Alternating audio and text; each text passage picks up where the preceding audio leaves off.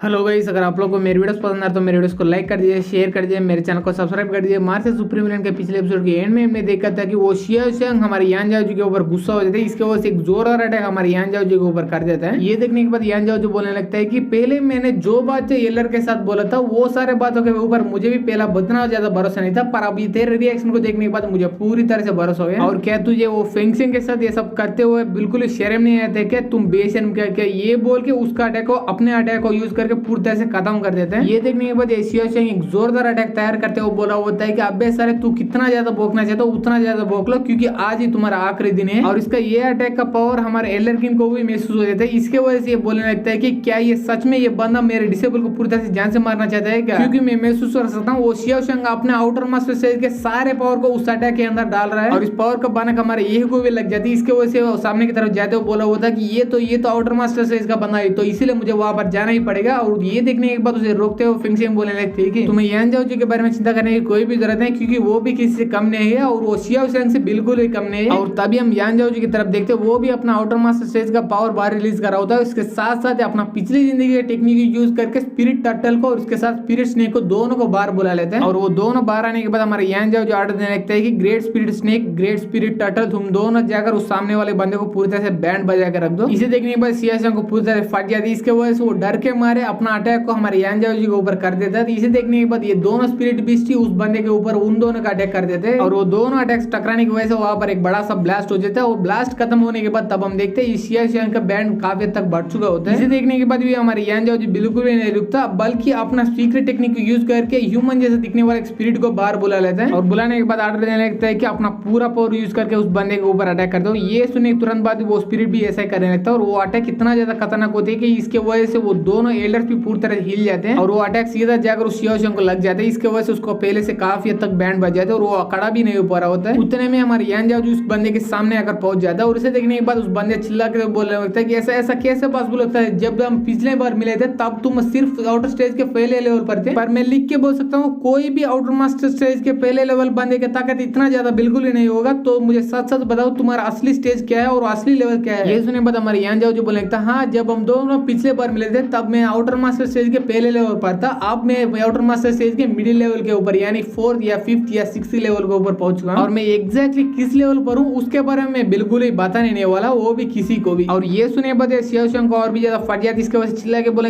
ऐसा ऐसा कैसे पॉसिबल हो सकता है? क्योंकि इतना कम समय में इतना ज्यादा कल्टिवेशन में स्ट्रांग बनना कैसा पॉसिबल ही नहीं हो सकता। और ये सुनिए बाद ये बोले हाँ वो तो कमी नहीं है, पर उसने जो बोला वो बात में दम तो है, क्योंकि इतना कम समय में इतना स्ट्रांग बनना ऑलमोस्ट इम्पॉसिबल है। और उतना ही नहीं बल्कि उसके साथ हमेशा मैं था, मुझे बिल्कुल ही नहीं पता वो कब मिडिल लेवल के ऊपर पहुंच गया। अब हम फिंगशिंग की तरफ देखते हैं, वो शर्माते अपने मनी में सोचने लगते हैं, पर मुझे अच्छी तरह से पता है कि वो कब अपना मिडिल लेवल के ऊपर पहुंच गए। जब उस दिन उस केव के अंदर उसने मुझे पूरी तरह से हील किया, उसके बाद उसके अंदर वो आइस बोर्न ड्रैगन की सोल उसके साथ पूरी तरह से रिएक्ट करने लगा, तभी उसको समझ आएगा कि वो जरूर ब्रेक थ्रू करेगा, वो भी काफी जल्दी। इसीलिए वो वहीं पर बैठकर अपना कल्टिवेशन के ऊपर पूरा फोकस किया, और उसी रात उसने अपना ब्रेक थ्रू कर लिया मिडिल लेवल के ऊपर। और तभी हम शिया शंग की तरफ देखते, वो अपना बचा कुछ पूरा एनर्जी बाहर रिलीज कर रहा होता है। इसके बाद बोलने लगता है कि यान जाओ जी मैं मानता हूँ मैंने तुम्हें कुछ ज्यादा अंडरएस्टिमेट कर लिया था, कि तुम वीक बंदे नहीं बल्कि काफी ज्यादा स्ट्रांग बंदे हो, पर तुम अकेले स्ट्रांग बंदे नहीं बल्कि मैं भी काफी ज्यादा स्ट्रांग बंदे हूँ। तो इसीलिए अगर मैं अपना पूरा पावर भी यूज करना पड़ेगा तुझे मारने के लिए, मैं आज जरूर यूज करके रहूंगा और तुझे जान से मार के रहूंगा। और मैं लिख के बोल सकता हूँ मेरा अगला अटैक तुम जैसा मिडिल लेवल का बंदा नहीं बल्कि आउटर मास्टर स्टेज के 8th लेवल का बंदा भी बिल्कुल ही संभाल नहीं पाएगा। तो इसलिए अगर तुम मेरा अगला अटैक से बचना चाहते हो तुम अभी के अभी 9th लेवल के ऊपर प्रमोट होना चाहिए, पर ऐसा होना ऑलमोस्ट इम्पॉसिबल है, ऑलमोस्ट नहीं पूरी तरह से इम्पॉसिबल है। तो इसलिए मरने के लिए रेडी हो जो ये बोल के हमारे यान जाओ जी की तरफ काफी तेज से बन लेते हो। वहां पर जाने के बाद एक जोरदार अटैक हमारे यान जाओ जी पर कर देता है, और इसे देखने के बाद हमारे यान जाओ जी भी अपना स्टोरेज बेस के अंदर से वो आइस ड्रैगन की सोल को बाहर निकाल लेता है। निकलने के तुरंत बाद उस अटैक की तरफ भेज देता है, और वो सीधा जाकर उस अटैक के साथ टकरा जाते हैं। इसके वजह से वहां पर एक बड़ा सा ब्लास्ट हो जाता है। फिर से उसी ब्लास्ट का फायदा उठाकर हमारे यान जाओ जी के पीछे वो शिया शंग आ जाता है। तो आने के बाद धीरे से बोलने लगता है यान जाओ जी तुम इतना ज्यादा ओवर एक्शन मत करो, चुपचाप वो लड़की को मुझे दो, उसके बाद मैं चुपचाप ऐसे चले जाऊंगा। ये सुनने के बाद यान जाओ जी बोलने लगता है क्या क्या क्या तुमने पहले क्या बोला? वो ब्लास्ट की आवाज की वजह से मुझे बिल्कुल सुनाई नहीं दिया, तो इसलिए एक बार जोर से बोलो। और ये सुनने के बाद शिया शंग को काफी ज्यादा गुस्सा आता है। इसके वजह से हमारे यान जाओ जी के ऊपर एक जोरदार अटैक कर देते हैं। करने के बाद बोलने लगता है कि अबे साले मुझे अच्छी तरह से पता है कि तुम्हें सब कुछ सुना दिया, फिर भी मुझे बुद्धू बनाने की पूरी कोशिश कर रहे हैं। और वो अटैक को आसानी से बचने के बाद हमारे यान जाओ जो अपने स्टोरेज बैच के अंदर काफी सारे तलवार को बाहर निकाल लेते हैं, और इसके बाद बोलने लगते हैं तुमने अपना फाइनल अटैक को मुझे दिखा दिया, अब मुझे अपना फाइनल अटैक तुम्हें दिखाने दो। और मैं ये अटैक करने से पहले ही पूछ रहा हूँ, अगर तुम्हारे पास कोई आखिरी विषय है तो मुझे बता दो, मैं सभी लोगों को बताऊंगा, क्योंकि ये अटैक के बाद तुम्हारे जिंदा बचने की चांसेस काफी ज्यादा कम है। ये बोलने के तुरंत बाद वो सारे यूज करके उस शियाओ शेंग के ऊपर एक जोरदार अटैक कर देता है। इसे देखने के बाद शियाओ शेंग भी वो सारे तलवार को रोकने के लिए अपना एक शील्ड जैसा बना लेता अपना एनर्जी को यूज करके। और इन दोनों के फाइट को देखने के बाद ये दोनों हिल जाते हैं और ये एल्डर किंग काफी ज्यादा हिल चुका होता है और बोलने लगता है कि अबे साले मुझे बिल्कुल ही नहीं यकीन हो रहा है कि ये दोनों अभी तक ये आउटर मास्टर स्टेज के ऊपर है, क्योंकि इन दोनों का पावर तो आउटर मास्टर स्टेज से काफी ज्यादा हाई है। और तब हम यान जाओ जी की तरफ देखते वो एक और अटैक को तैयार करते हुए बोला होता है कि अबे साले तुम्हारे ऊपर मुझे काफी ज्यादा तरस आ रहा है, तो इसलिए तुम्हें इतना ज्यादा तड़पने में बिल्कुल ही नहीं दूंगा। ये बोल के एक और अटैक उसको ऊपर कर देता है। इसके वजह से वहां पर एक बड़ा सा ब्लास्ट हो जाता है। उसके बाद हम देखते हैं उस बंदे का पूरी तरह से हालत बिगड़ चुका होता है और इतना ज्यादा हालत खराब होने के बाद भी ये बंदा बिल्कुल ही हार नहीं मानता। ये जैसे तैसे खड़े हो जाते हैं। इसके बाद बोलने लगता है कि यान जाओ जी, मैं अभी तक तुम्हारे हाथों में बिल्कुल ही हार नहीं चुका हूँ, इसलिए आज के बारे में मैं बिल्कुल ही नहीं भूलूंगा, तो इसलिए आगे जाकर मुझे कोई अपॉर्चुनिटी मिल गई तो जरूर इसका बदला लेके ही रहूंगा। ये सुनने के बाद यान जाओ जो बोलने लगता है कि अबे साला आगे जाकर तेरे जैसे नल्ले बंदे से फाइट करने के लिए मेरे पास समय बिल्कुल ही नहीं हो, तो इसलिए आज ही ये मामले को पूरी तरह से खत्म कर देते। ये बोलने के तुरंत बाद वो फिर से अपना स्वाड को बुला लेता है अपने पास और इसके बाद उस बंदे के ऊपर अटैक करने वाला होता है। तभी उसके सामने वो डांग चेंग आ जाता है। आने के बाद बोलने लगता है कि रुको यान जाओ जी, क्या तुम शियाओ शेंग को सच में मारना चाहते हो? तुमने पहले शियाओ शेंग को हराकर हमारे शेंगजियांग फैक्शन को पूरी तरह से बदनाम कर डाला, तो क्या अब ये शियाओ शेंग को पूरी तरह से जान से मार के हमारे शेंगजियांग फैक्शन को पूरी तरह से बदनाम करना चाहते हो क्या? ये बंदा ये बोल ही जा रहा होता, तभी एलर किन और उसके साथ ये जाओ शीशिंग दोनों हमारे यान जाओ जी के सामने आकर पहुंच जाते। इसके बाद हमारे एलर किन बोलने लगता है कि अबे साले सबसे पहले तुमने और तुम्हारे ये शियाओ शेंग ने यहाँ पर आकर पूरी तरह से गड़बड़ करना चालू किया। उसके बाद हमारे यान जाओ जी ने उसको पूरी तरह सबक सिया है, इसमें ये यान जाओ जी की कोई भी गलती नहीं है। तब जाओ शीशिंग भी बोले हाँ एलर किंग ने सही बोला, क्योंकि